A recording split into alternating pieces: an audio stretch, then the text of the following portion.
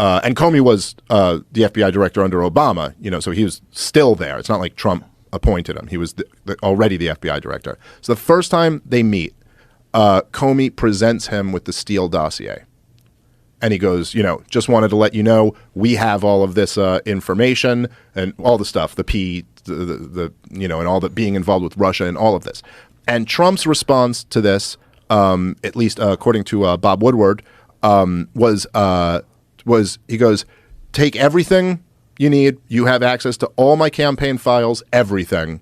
If there's any connection to Russia here, I want to know about it as much as you do. So investigate me, which he did not have to do, which right away should have really suggested that there was nothing to this. But I don't know exactly what the details of that meeting were. But to me, what it read like was, like what J. Edgar Hoover, this was the longtime, head of the FBI, what he used to do was like, so JFK, wins the presidency.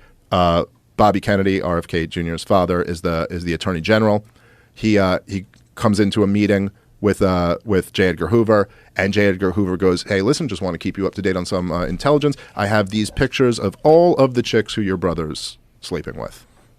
So here you go. Here's just the intelligence, just so you know. I have all of the information about all the affairs he's having. And don't worry, I have backups.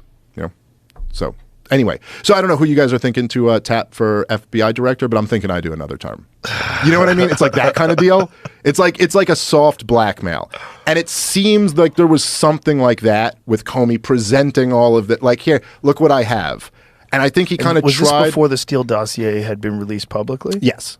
And so I think he was kind of like, look, here's what I have. Here's, and like kind of tried to like alpha Donald Trump. Yeah. And I think trying to do that to Donald Trump, like Trump's knee-jerk reaction, he's like, you know what my catchphrase is, right?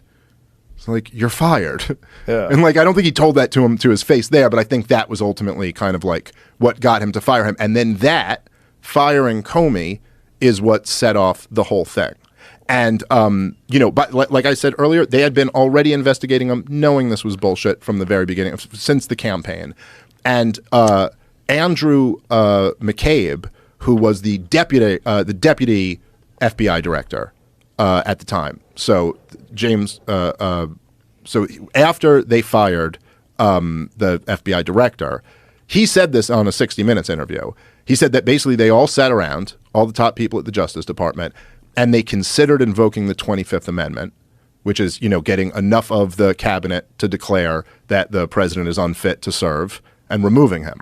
And that's what they wanted to do. And he said that they basically realized they couldn't get enough of the cabinet, like they couldn't get enough people to agree to that. And so they settled on Mueller. Wow. They settled on setting up a special investigator. And so that's how they got to the whole investigation. But how much money did they spend on this? Tens of millions. I don't remember exactly how much, but it was a bit. It was a nice chunk. But the crazy thing about it too is that so Mueller investigates for over 2 years through the midterm elections. And this is the time when all you heard on the news every single day was Trump-Russia collusion, Trump-Russia collusion. Let's bring on this next guest who says that Donald Trump may have been a Russian spy since 1986 and all of these different things. BuzzFeed publishes the Steele dossier. They're all citing it and they're all talking about it. And then, I don't know if you remember this, at the very end, it's like the last month, BuzzFeed had these two reporters who ran a story that said that they had been shown proof that Donald Trump instructed Cohen, his attorney, to lie before Congress.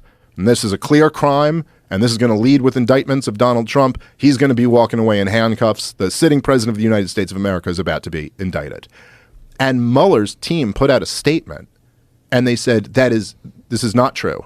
We have not found that in our investigation. So they were willing, at that point, toward the very end, yes, this was the Mueller report found that Trump did not direct Michael Cohen to lie. But more importantly than that is that they came out before the report was out and said, hey, listen, everyone's speculating about this, kind of like control expectations.